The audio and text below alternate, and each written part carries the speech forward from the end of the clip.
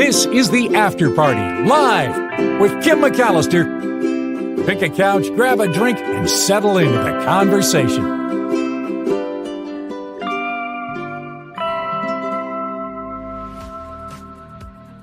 Hello, everybody. It is the After Party live on a Hide in Your Cave Monday, and there's a lot of reasons to hide in our caves today. Lots to talk about, too, from tattoo ink. We have a lot of stories always that, tattoo ink is bad. The ink collects in the liver. It's hard for the body to process. Well, there's another side to the story that perhaps tattoos could provide some protection against skin cancer. So we'll talk about that. Priscilla Presley is out with a boycott of the Big Island of Hawaii because of their new policy to have people not feed feral or wild animals. So I have a lot to say about that, and I really want your opinion on what you think. Should people be able to feed wild animals? Is it a good thing? Is it a bad thing? And why? So we'll talk about that as well. And some other stories. Looks like, speaking of the Big Island of Hawaii, we'll go to take a look at some of the lava tubes to hide in your cave Monday. So that's going to be fun as well. I see you guys are chit-chatting. You hide in your cave Monday. There it is. I see you guys chit-chatting. And we just have a return from Heather from Hawaii. She says it was amazing until the last day when somebody crashed into us on purpose. On purpose? Come on, and wrecked our rental car. Thank God she bought the extra insurance and that everybody's okay. But the pictures from the trip I've been following along look amazing. I'm so sorry about the accident or on purpose situation. That's horrible. Zero Sum feeds wild animals. So yeah, we'll talk about it. It was awful. Yeah, that was awful. What a douche, indeed. Horrible. So thank you for being here. Thank you for all the chats. I do want to say happy birthday to Trevor Starr in Hollywood. I hear it's your birthday today, and we can't do a birthday without hearing from Jacob. So to Trevor from Jacob. You requested your happy birthday song, so I'm gonna give you one. Happy birthday to you. Happy birthday to you. Happy birthday, happy birthday, happy birthday to you.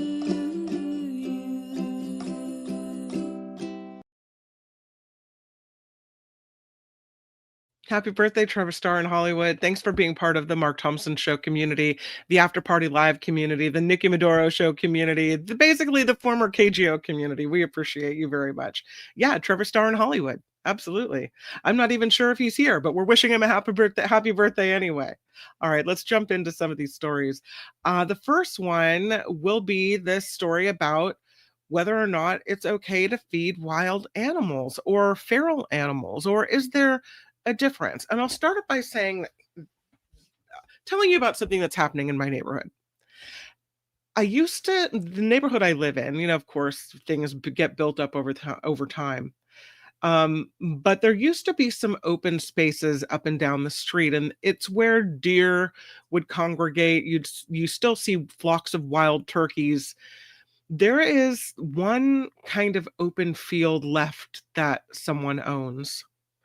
And they've taken it upon themselves to feed deer. So they have these big orange buckets, and you can see the deer kind of lazing around all day, daylight, evening time. This field is full of deer because this is where the food is. And I know that, and it's the first time I've heard it, and it makes perfect sense. When my husband did some volunteering for a group in Marin County called Wild Care. And he told me it's really not a good idea to feed wild animals because they lose their sense of fear of humans, and you want them to be afraid of humans. You don't want animals to think it's okay to come up to humans. And while some of us are nice, many of us are not.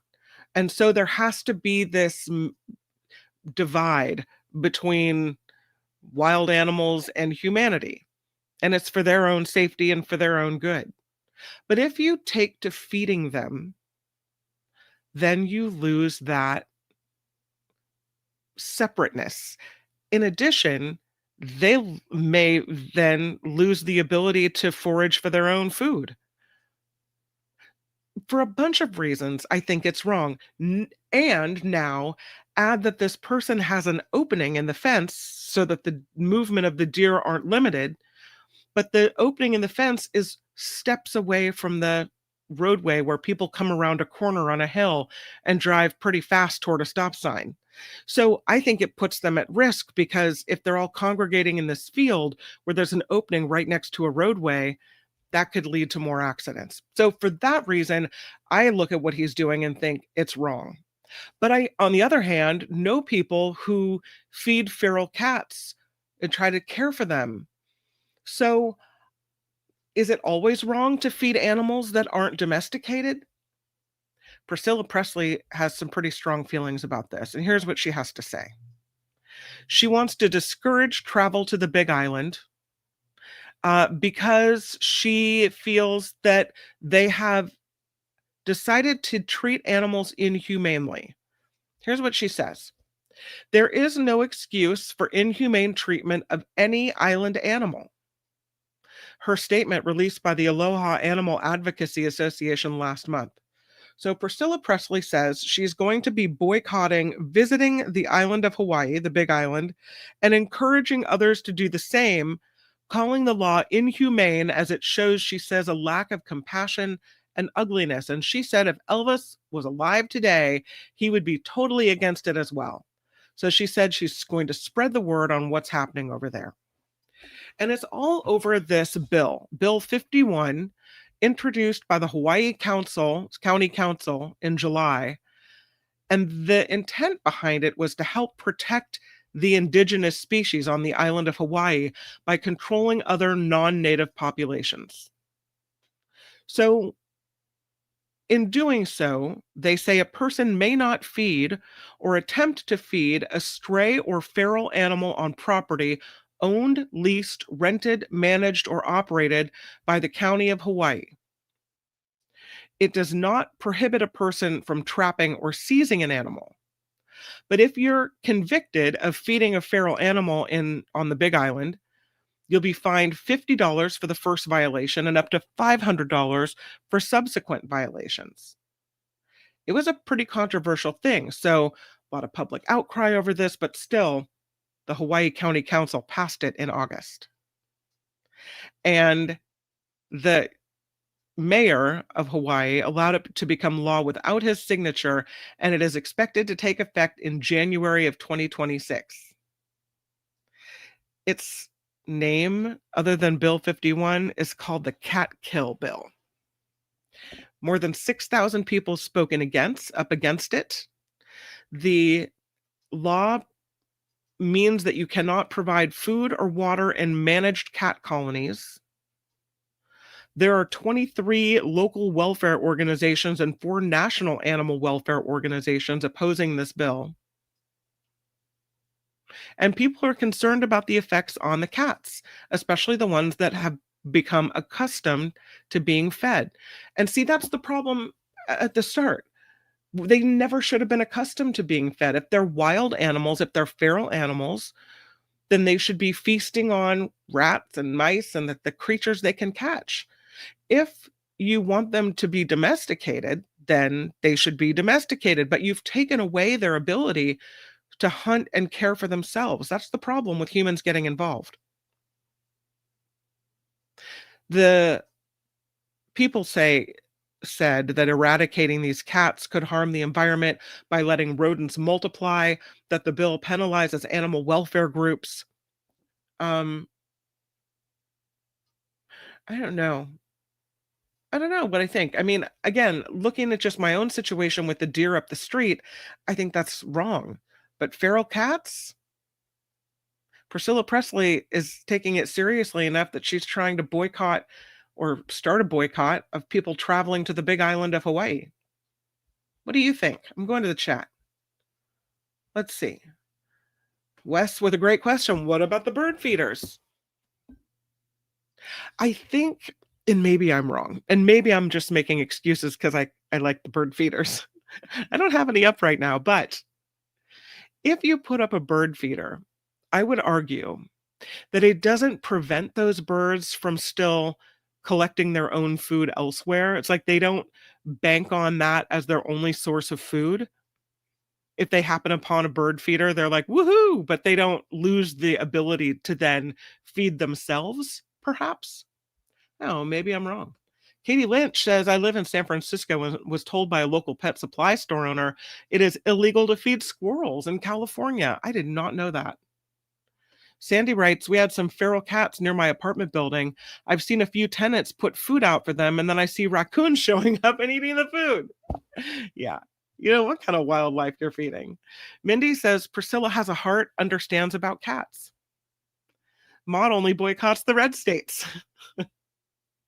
Sea Dog says, bird feeders fuel the squirrel community. Esther Lilla has a lot of bird feeders. Yeah. I don't know. Yvonne says cats are different. They're overrun all over San Jose, Willow Glen.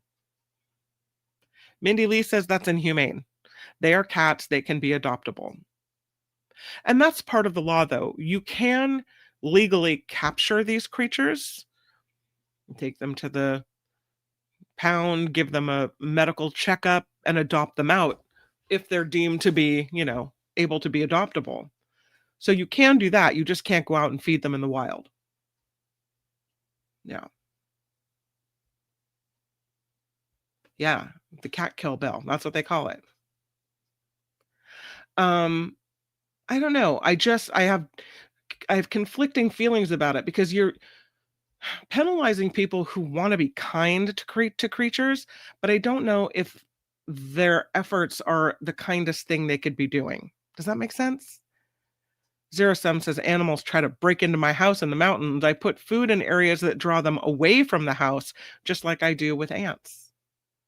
Sandy says, I agree, feral cats are different. They're not wild in the same way as animals like deer, raccoons, etc. And that's actually a good point, Sandy, because that is what the mayor of the Big Island of Hawaii said as well, even after allowing this bill to pass, saying he agrees that feeding pigs, goats, sheep, and pigeons should be prohibited because they're not domesticated animals and can survive without supplemental feeding. So, but still, this is a law. CBD says feral cats are different. Yep. Don't feed the bears, says Ricky. No, never feed the bears. Sandy says it's right. Well, with wild animals lose their ability to find their own food if they get used to people feeding them. It's not a good thing when that happens. Well, and that's what they're saying about the cats, that these feral cats have lost the ability. Now they're counting on food from people. So I don't know. Maud gets robocalls about lions. Wow. Ms. Organic says wild birds I think are okay to feed, though I don't because it attracts rats and mice to my yard. That's the problem with that. That's not a big isle. Australia's about, it's called the Big Island. The Big Isle, the Big Island. Yeah. And it's a beautiful place. And I would hate to see them affected. I mean, the people on the Big Island, they rely on tourism for a lot of the economy there. And so I would hate to see something like this, especially after so many people and residents spoke out against it, to have a boycott of the Big Island specifically because of this. So, yeah. All right. Yeah, Ricky says hit the thumbs up. Thanks, Ricky. You're so good. See, you get these things. I'm so bad at that. I always hate to remind people, please click the thumbs up. If you haven't subscribed, please subscribe to the After Party Live. We're trying to grow and grow and grow. We're up to more than 2,500 subscribers. So huge thank you to everyone who clicked subscribe. If you have already subscribed, don't click it because you'll unclick it. We don't want you to unclick it. You got to click it. Click it or ticket. Yeah, please click the like button. And thank you to everyone for supporting the show as well. Got a lot of emails from teacher Lori, which I completely I'm grateful for. She's provided some stories for the show today, so very thankful. A lot of support online as well. The PayPal information is in the show description every single day. And thank you to the folks that have contributed to the After Party Live. It's a slow month. That's just the way it goes sometimes. But this one is Wes, who has come in today with a $5 PayPal contribution to the After Party Live. So huge thank you to Wes. Thank you to Vicky S for a recurring payment, Alicia P, Amy P, Delette Z. Thank you guys very much for supporting the show.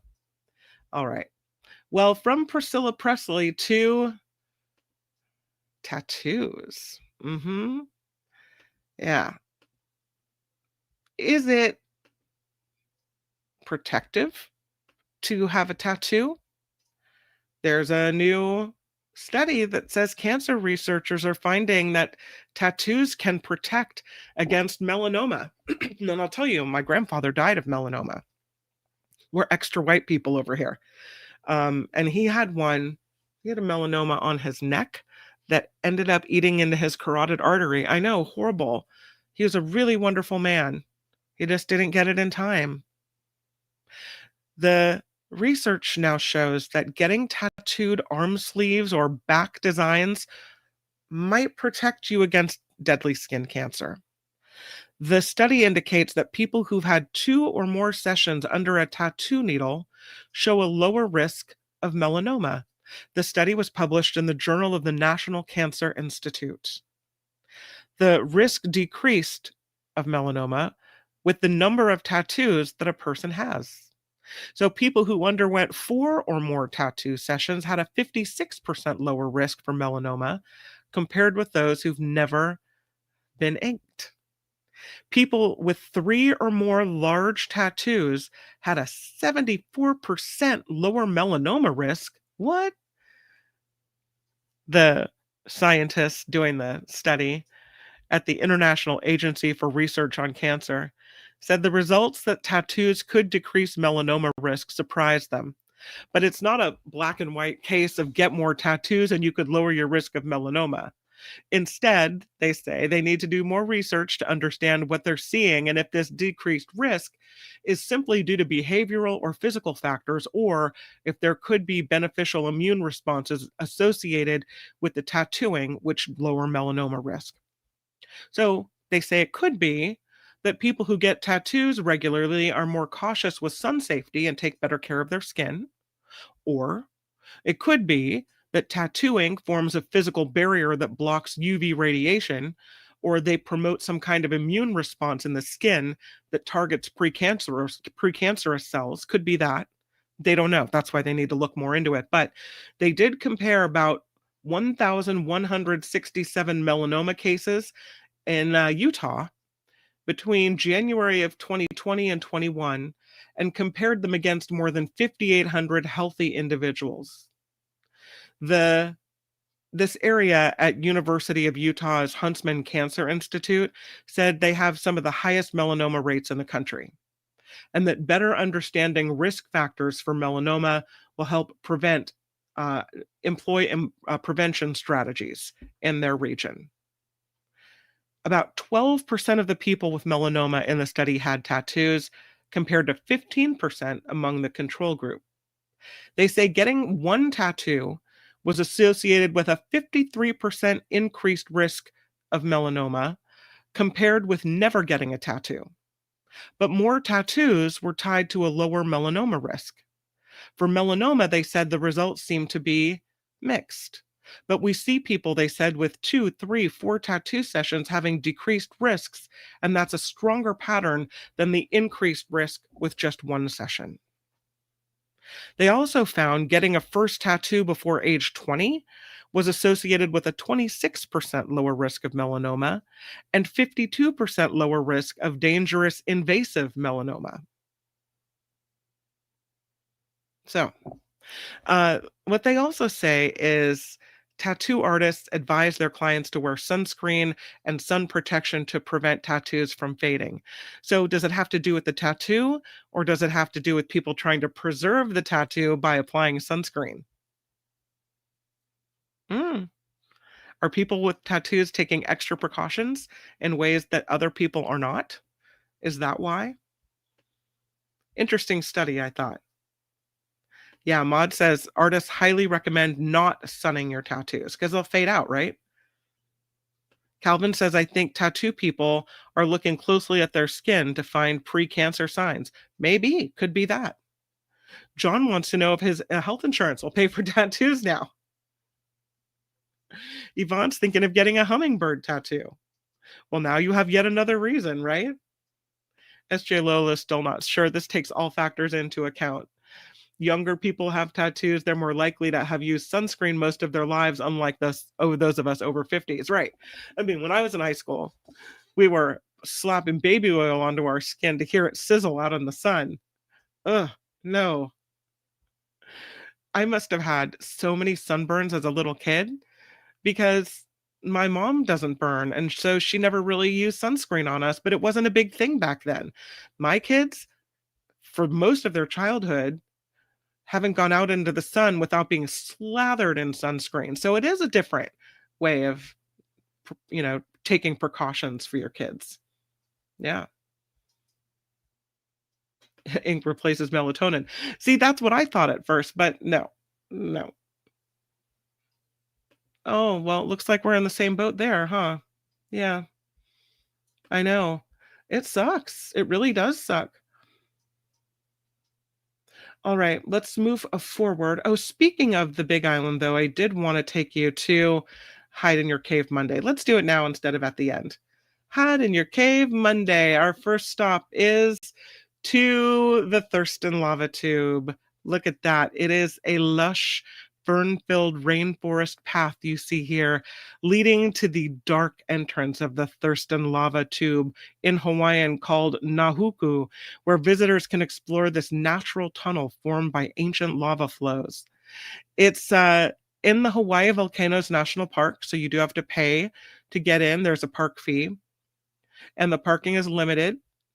But it's beautiful. The tube, they say, a great introduction to lava tube geology. You can see solidified drips and waves of once liquid lava and the beautiful shapes and colors of minerals draining from the rocks. Yeah, super pretty. It is the most easily accessible of the lava tubes on the Big Island, and it's one of the main attractions in Hawaii Volcanoes National Park. It's a 500-year-old cave. It was left behind after a lava flow. The ceilings are up to 20 feet high in some places, but the floor is flat, and they've installed lighting along a 600-foot stretch of this cave. It again is open to the public, and it is a short hike through the rainforest, but that's beautiful. I've been to that one. It's really, really pretty. This next one is, it's called the Kaumana Cave. And this one is in the Hilo area. And I will say it looks a little, I've not been to this one. It looks a little scary. Like, I don't know why I think it's scary looking. Maybe just because of the way the entrance looks. Oh, I'll get a picture of it for you. It's called the Kaumana. And again, it is in the Hilo area. And here's what the entrance looks like. I don't know, maybe it's that dark cavernous entrance right there. But yeah, this is in the Kaumana Caves Park near Hilo. It is a 25-mile-long lava tube created in 1881 by lava flow from Mauna Loa. You can explore these caves, this cave, a short way in both directions before the lava tube enters private property. But there are about 2 miles of lava tube here that are available and accessible to the public. Got to bring a flashlight and shoes with grip if you're going to travel beyond the entrance of the cave. They are a step up from the Thurston Lava Tube, and you can spend a lot of time in the dark tunnels. They say a 15-minute visit will give you a good feel of how massive lava tubes can get. If you're going, you can see the yellow staircase going down. You got to climb down 20 feet down steep stairs, and then you can enter the either left or right tube. The left starts with a big hall that appears to be a dead end. But if you look to your right, you can see a small 4 to 5 foot opening that you can work yourself through. The cave opens up afterward, and you can follow it for another 15 minutes. The cave on the right is, at least at the start, more easily accessible, and you can follow it for a little bit longer as well. But they say you should use caution. If you're going past the first 100 feet, There are low ceilings and ledges and outcroppings that make it easy to bump your head. The height of the cave varies from 30 feet to less than 3 feet in some of the deeper sections. You've got to bring the flashlight, long pants and long sleeves, bug spray, sturdy shoes. Yeah. It is free, though. There is no entrance fee here. So this is off of Saddle Road from Hilo, and there's cave markers in the parking lot. The next one is the Kazumura Cave in the Pune district. It is one of the longest known lava tubes on our planet. It was formed during several eruptions of the Ailaua lava flow between 500 and 600 years ago on the flanks of the Kilauea volcano. And it has some interesting features, canyon-like passages due to thermal erosion, multiple level tubes, lava falls, frozen lava lakes that might not be accessible just by a simple tour. In 2002, they tried to measure the length of this cave. They say it is about 40.8 miles, half of which are side branches from this cave. It drops 3,602 feet over its length, making it one of the deepest known lava tubes. The Kazumura Caves are referred to as a master lava tube because you can find nearly every type of lava tube in this cave. It is a very excellent, very interesting place to see. The Kazumura lava tube. I'm trying to get a picture for you. Oh, so interesting and cool. Yeah. To share my screen. You can see this guy standing right in the middle. Oops, hold on. My apologies. Keep clicking on the wrong button. So here's a picture of it, what it looks like. So take this one down so you can see the other one. Yeah, there it is. Interesting, right? But if I go back, look at all the pictures of the images of the I mean, wow, just beautiful in there. Spelunking in the Kazumura Cave. You can see the skylight as well. Look at that.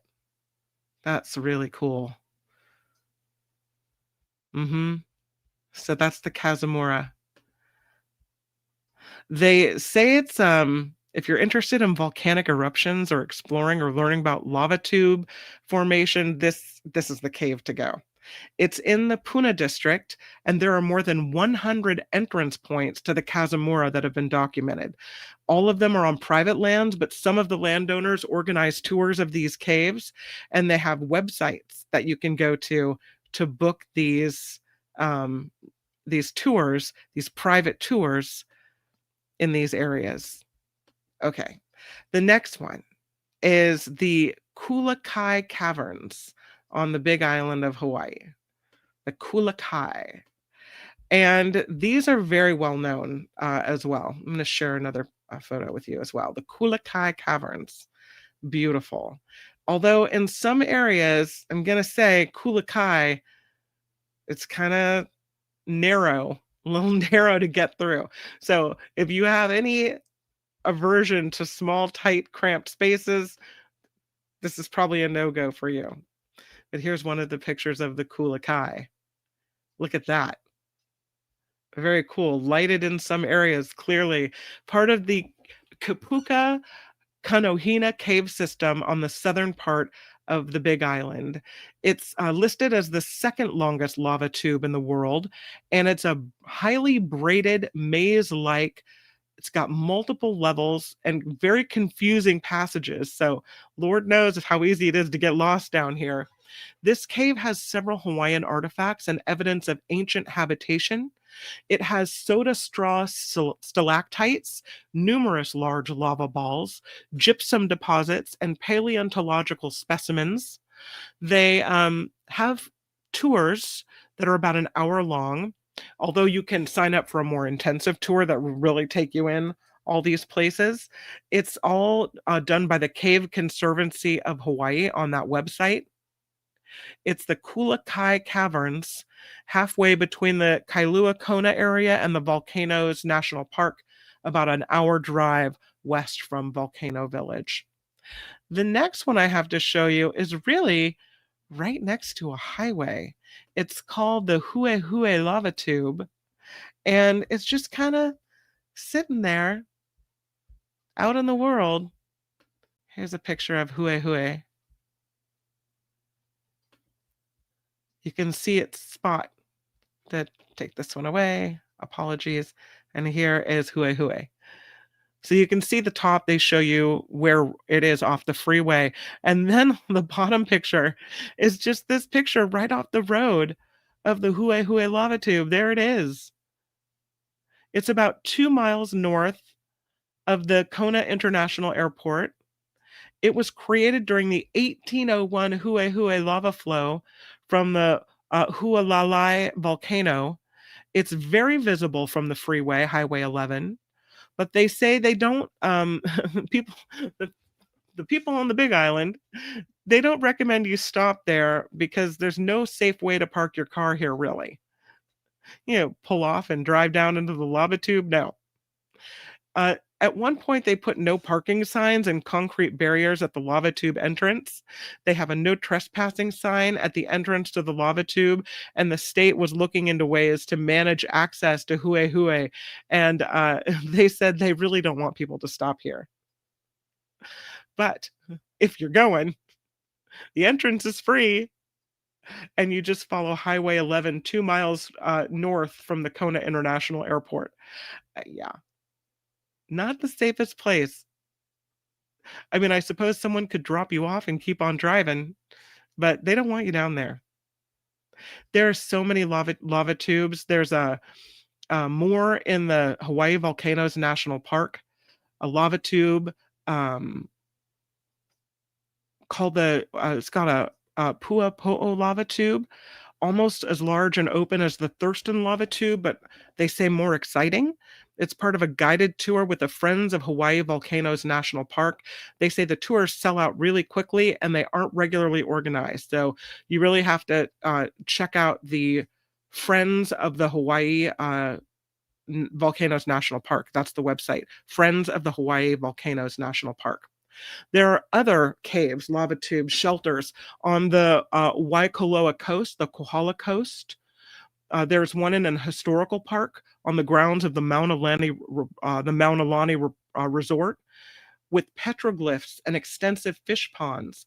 It was a lava tube used as shelter by ancient Hawaiians, and there are interesting skylights in this short cave. They said you have to bring a flashlight to avoid hitting your head on the sharp ceiling or stumbling over loose rocks. The Hualalai volcano, hope I'm saying it right, is the third active volcano on the Big Island that last erupted in 1801, and the slopes of the volcano are covered in cloud forests that hide a decent amount of lava tubes. Most of the upper slope of the volcano is privately owned and off limits for visitors without permission. So you have to go on an organized tour. They will negotiate access well ahead of time. One is organized by Hawaii Forest and Trail. So that's how you see those hidden crater hikes, cloud forests, and lava tube. It costs about $185 to go on these tours, but still kind of cool. And that, my friends, is Hide in Your Lava Tube Cave Monday. Yay! And aloha to you. And welcome back, Heather. Nice. All right. I have another story for you. And this one, it comes with video. There's this brand, I guess you could call it a brand, Arc'teryx, and they did this thing in Tibet where they decided they were going to set off loads of fireworks as part of like an ad campaign kind of thing. And the video is crazy. Here's the video. Let me take away this Hide in Your Cave Monday, but here's the video. And it's, I would say, pretty wild. And make it bigger for you. Here's what it looks like. Fireworks all over the side of this mountain in Tibet. And it goes on and on and on. A lot of pushback on this because they didn't ask anybody. And apparently, there are worries about the environment and creatures that live here. I mean, they really blew the hell out of this mountain. They set off these pyrotechnics that seem to go on forever. Some you see colored pyrotechnics, others red, this kind of red haze rising from the mountain. Now they say, yeah, whoops, we'll do everything we can to help with the recovery effort here. But pretty wild. You can see the stain of all of the, yeah. So that's what it looks like. And there's, again, been some real pushback here, especially from officials in the Chinese region. They're saying, no, this isn't what we do. The Arc'teryx brand is now apologizing for doing this.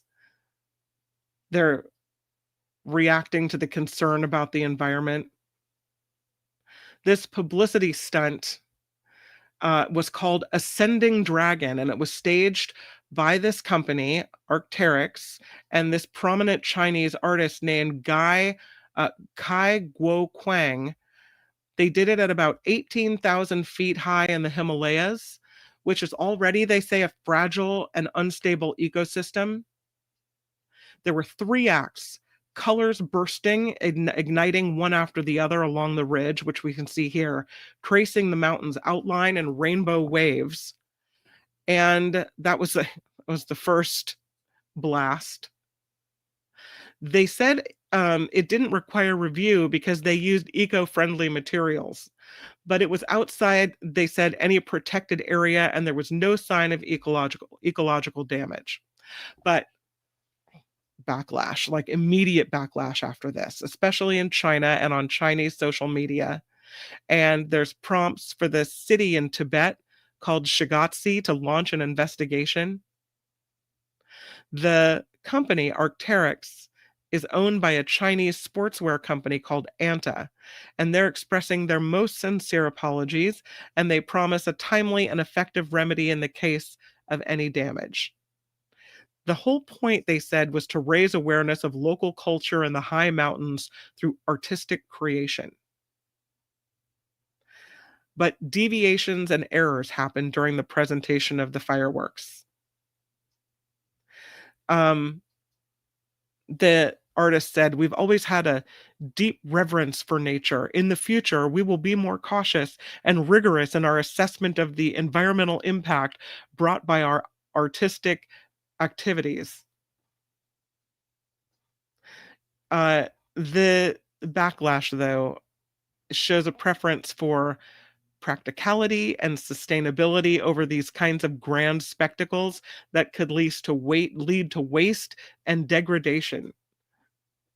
It's a shift shaped by different stages. People are no longer interested, according to Chinese officials, in pursuing grand celebrations. Instead, they choose to focus on themselves because they don't feel as happy as they used to. It is quite a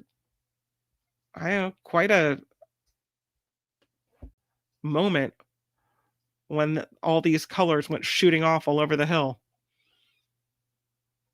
Yeah. You imagine doing something of that grand a spectacle and not asking first? Like, people are going to have a problem with that?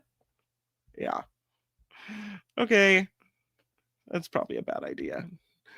I guess ask for permission later, something like that. I don't know. When we talk about this nun is amazing. She is 105 years old, and she's celebrating her birthday with a round of golf because, of course, she is. I have the story for you. 105 years old. I mean, You think at 105, do you want to live that long? Because everything's going to hurt and you're going to not be able to walk and not be able to hear and not be able to see. Not this lady. No, she can do it all. In Northeast Ohio, a heaven-sent hobby for Sister Renee Parman. Years now since she first got onto the greens, Sister Renee is spending this day, her 105th birthday, on the fairway. It's a wonderful place to be, very meditative place. Sister Renee became a nun in the 1940s, but it wasn't until she was in her 40s that she first took to golfing. Her friend, she says, got her in the habit. I drove the cart, and they said to me, "Oh, why don't you take a chance and just, come on, do it yourself there." I said, "What do I do?" They said, "You hit the ball." That was my only instructions that I've ever received. Through the decades, she has stayed on the course, every Friday with her friends. She's a great role model, I think, for all golfers. I mean, to me, it proves how long you can golf and do it as a sport. 5 years ago, in fact, on her 100th birthday, her friends got together, giving her a pandemic-friendly mini golf course celebration. Back on the big course now these days, getting guidance from her friends when she needs it, and guidance from her faith, always. I love it. I love to do it. And I think it's wonderful exercise. And I think it's one of the things that's kept me going as well as I have. Happy 105th, Sister Renee. Sean Lewis. Is that the most wild thing? 105, and look at her out there. I mean, she looks great. 105 years old. That is awesome. Gotta love it. Also, lastly, I do want to bring you this story. This is a story about dark oxygen, and the story comes from teacher Lori. Thank you so much for sending me messages and stories to Kim at theafterparty.live. And I'm fascinated by things that go on deep underneath the sea. So let's talk about it. 4,000 meters below sea level, scientists say they have found dark oxygen. It is, they say, spectacular. And there is the possibility that this could solve all of our energy problems. Maybe. Scattered across this abyssal plain called the Clarion-Clipperton Zone, the CCZ, are these polymetallic nodules. They're about the size of potatoes, and they're prized by mining companies looking for these materials. They're trying to figure out ways to transition to green energy. So they did a study analyzing these modules, and that revealed that these potato-sized lumps are capable of producing something called dark oxygen, 4,000 meters below sea level, where light can't go.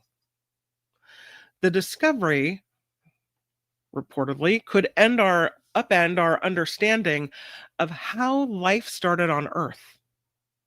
And it also complicates some negotiations about deep sea mining regulations, because it shows how little we really know about what's going on deep, deep down. Between Hawaii and the western coast of Mexico is this Clarion-Clipperton Zone. So it's a 4.5 million kilometer square area of abyssal plain, and it's bordered by the Clarion and Clipperton fracture zones. It's a sea that is a vibrant ecosystem, lots of marine life here, but it has this huge collection of these potato-sized rocks, polymetallic nodules. There are potentially trillions of these rocks, and they're filled with rich deposits of nickel, manganese, copper, zinc, and cobalt, vital for the batteries needed to power a green energy future. And so some mining companies refer to these nodules as the battery in a rock. But a study indicates that these nodules might be a little more than that, a little more than this collection of valuable materials for electric cars. The source of the dark oxygen is redefining the role that these nodules play in this area, the CZZ. They say the rocks could rewrite the script on how life began on this planet and possibly have implications in the solar system as well. The study, published in the journal Nature Geoscience, they set out a press statement, and they said for aerobic life to begin on the planet, there had to be oxygen, and our understanding has been that the Earth's oxygen supply began with photosynthetic organisms. But we now know that there's oxygen produced in the deep sea where there is no light. And so we have to revisit these questions like, where could aerobic life have started? So interesting. They did a study in 2023 that showed various bacteria and archaea can create dark oxygen.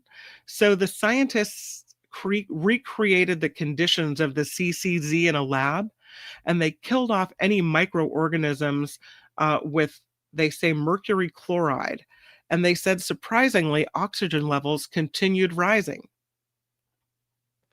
The discovery, they said, added more debate over what to do with these potato-sized nodules.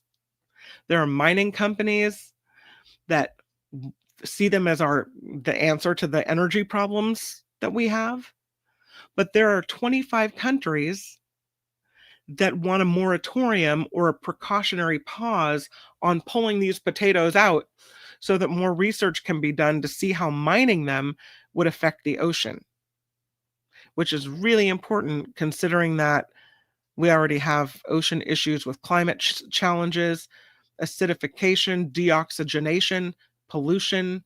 So maybe we don't want to go tamper with the deep sea. The Scripps Institution of Oceanography in San Diego seems to agree with the moratorium, saying it's an excellent example of what it means to have the deep ocean as a frontier, a relatively unexplored part of our planet, and that there are still new processes to discover that challenge what we know about life in our ocean. That the production of oxygen at the sea floor by polymetallic nodules is a new ecosystem function that needs to be considered when assessing the impact of deep sea mining. Scripps says the findings underscore the importance of furthering the independent deep sea scientific research across the global ocean to inform deep ocean policy. So they're still dealing with the folks that manage such things and deep sea miners on what the regulations will be. So I'm calling this a critical moment of conservation. Saying science is showing once again disrupting these ecosystems could have consequences that we don't know about and we can't imagine. The story comes out of Popular Mechanics. Huge thank you to teacher Lori for sending it my way. I had no idea that we had these metallic rocks the size of potatoes that seem to be so important. Fascinating. Did you guys see this story? It's another one of these AI stories that comes through. This one happened in Albania, where they now have this AI generated minister in the Albanian parliament, and they showed this 3-minute long clip to the Albanian parliament, and the parliament members of the parliament were not happy.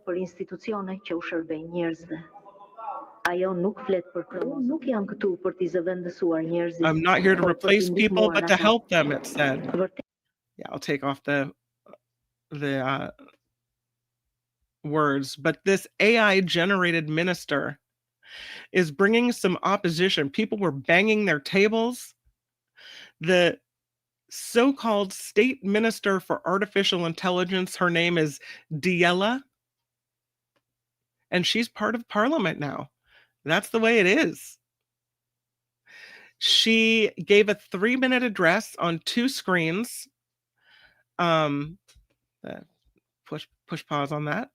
Kind of interesting. Here she is. She's fake. And what is she going to bring to the government of Albania? I don't know. But Prime Minister Edi Rama says Delia will be part of his cabinet. She is the female form of the word for son in the Albanian language. He said it's because his government has a push for transparency and innovation, assigning Diela the task of addressing corruption concerns. So the avatar of Diela is this woman in traditional Albanian dress who says, I am not here to replace people, but to help them. She says, it is true I have no citizenship, but I have no personal ambition or interest either. I embody such values as strictly every human colleague, maybe even more. So opposition lawmakers right away objected, saying this is unconstitutional, this is not human, this thing is not human, doesn't have Albanian nationality, pardon me, that it could actually lead to more corruption. They started banging their hands on tables as this video played on. But the boycott on this program did not pass. 82 votes in favor of Diela in this 140 seat parliament. What have we become, humanity, when we start putting AI in positions of authority or power? Kind of frightening. Something maybe Albanian politics you wouldn't hear on another channel, but I don't know. She says she's in the service of the citizens, that she will never get tired. People are not happy. It's the way of the world now, I guess. I don't know. Lastly, can we talk about this 1900-year-old Roman oil lamp shaped like a mask that was unearthed in the Netherlands? This is an interesting looking thing. I have to show you what it looks like. I think it's a cool looking thing. All right, I have a picture of it. And that's the whole point of the story, because did I put a picture of it? No, I didn't. But I will. But this is kind of a cool looking thing. 1900 years old. And it just looks like this face emerging from the sand. Interesting. It's based on one of those old dramatic faces. And that's what they say. It's a well-preserved, elaborate design. And the filling inlet of the lamp is an open mouth of a mask framed by wide eyes and thick brows that may represent a satyr, which is a half-human, half-goat figurine from Greek mythology. Here's what it looks like. I'm just fascinated they found it. In such great shape, too. Look at that. There it is. Like a face from the past, just popping right out. There's a scallop shell you can see on the forehead that is kind of like a crown, and a leafy ornament on a headdress, curls of hair spill down the sides, and then a lamp nozzle forms a fluted neck below the face. They say the botanical composition and intricately carved details make it stand apart from more conventional examples, where mask designs were usually rendered in more simple relief. The decorative style said to represent the influence of Greek theater, where actors used masks with exaggerated features to project expressions and shift roles. In the Roman context, these motifs were widely used in art, architecture, gravestones, and everyday items like oil lamps. If the lamps, which they think happened here, were placed inside graves, the lamps had a symbolic purpose. They were believed to guide the dead to the underworld, illuminating the path to their final destinations. So archaeologists excavating in this Dutch town called Kujik discovered this oil lamp dated to the 2nd century CE, and they found it in one of the graves in what's turning out to be the largest Roman cemetery ever discovered in this province, the North Brabant province. Really cool. It was excavated on this burial ground that initially surrounded the Roman town of Suclum, which was this town inhabited by the Batavi, who were a Germanic people allied with Rome. And today, the town of Suclum lies beneath the modern municipality of Kujik near the German border. They say the majority of this graveyard is now covered up with roads and buildings, but surveys indicate that it covered a minimum of 15 acres. And to date, only 15% of it has been excavated. So far, they've looked into 85 graves here, but there's so much more they'll never be able to look at and see. They say so far the burials have yielded a variety of grave goods that shed light on the daily life of this community and their cultural ties. They pulled out plates, exotic fine red pottery from Gaul, produced whitewares, handled jugs, cups, glass vessels, bronze bowls, jewelry. In some cremation pits, blackened soil and shards of exploded pottery shine a light on the funerary practices of throwing pottery into fires as offerings. So, fascinating. They say that Suclum was a prosperous settlement with access to the resources of the whole Roman Empire. So, archaeologists say the density of the graves and the richness of the finds suggest this cemetery will continue to offer significant data as more excavations are undertaken there. Very cool.